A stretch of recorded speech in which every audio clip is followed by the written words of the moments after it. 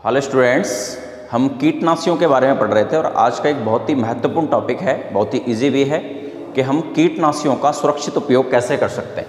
तो आज का जो हमारा टॉपिक है वो है कीटनाशियों का, इंसेक्टिसाइड्स का सुरक्षित उपयोग, यानी किस तरह से हम कीटनाशियों का सुरक्षित उपयोग कर सकते हैं, किस तरह से हमें कीटनाशियों का उपयोग करना चाहिए। क्योंकि आप एग्रीकल्चर के स्टूडेंट्स हैं तो ये महत्वपूर्ण बातें आपको ध्यान में रखनी है अगर आप किसी भी कीटनाशी का छिड़काव फल, फसलों या सब्जियों पर कर रहे हैं। इसमें सबसे पहले अत्यधिक आवश्यकता होने पर या बहुत ज़्यादा रिक्वायरमेंट है तो ही हम कीटनाशियों का उपयोग करेंगे। सबसे पहला पॉइंट है। दूसरा है कि जो कीटनाशक हैं हम लाइसेंसधारी दुकानदार से ही खरीदें, जिनके पास लाइसेंस है कीटनाशक बेचने का तो उनसे ही हम खरीदेंगे। नेक्स्ट है हम ISI मार्का के कीटनाशी ही काम में लेवें, हम लोकल कीटनाशी को काम में ना लें क्योंकि उनमें मात्रा कम या ज़्यादा हो सकती है कीटनाशी की, जो हमारे लिए और हमारी फसलों के लिए नुकसानदायक हो सकती है। नेक्स्ट है अत्यधिक जहरीले कीटनाशी भी हमें काम में नहीं लेने चाहिए क्योंकि अल्टीमेटली जिन चीज़ों पर, फसलों पर, फलों पर, सब्जियों पर हम कीटनाशियों का छिड़काव कर रहे हैं उनको हमें यूज़ करना होता है, तो हम अत्यधिक जहरीले कीटनाशियों का यूज़ ना करें।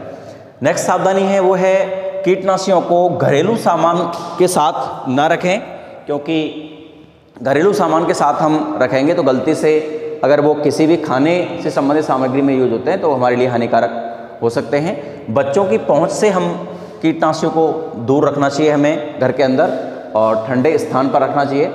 नेक्स्ट अगर हम बात करें तो कीटनाशी का जो डिब्बा है वो वास्तविक सील के साथ पैक होना चाहिए और कहीं से टूटा फूटा ना होना चाहिए, इसकी भी हमें सावधानी रखनी पड़ेगी।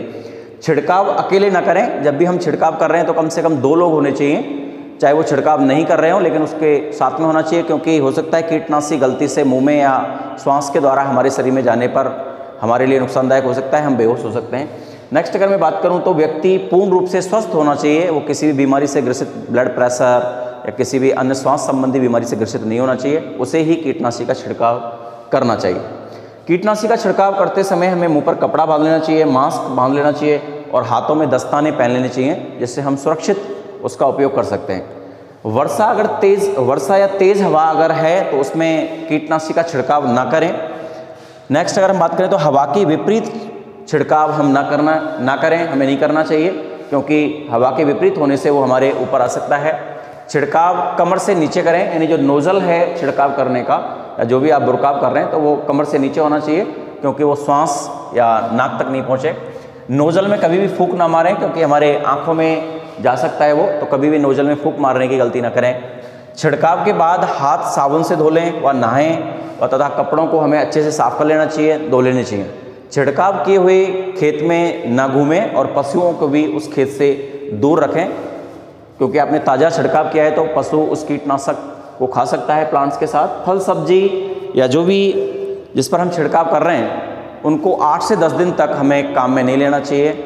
छिड़काव के 8 से 10 दिन तक इन सब्जियों को, फलों को हम काम में ना लें, उसके बाद ही इन्हें काम में लें। तो ये कुछ महत्वपूर्ण सावधानियां हैं कीटनाशियों के सुरक्षित उपयोग की।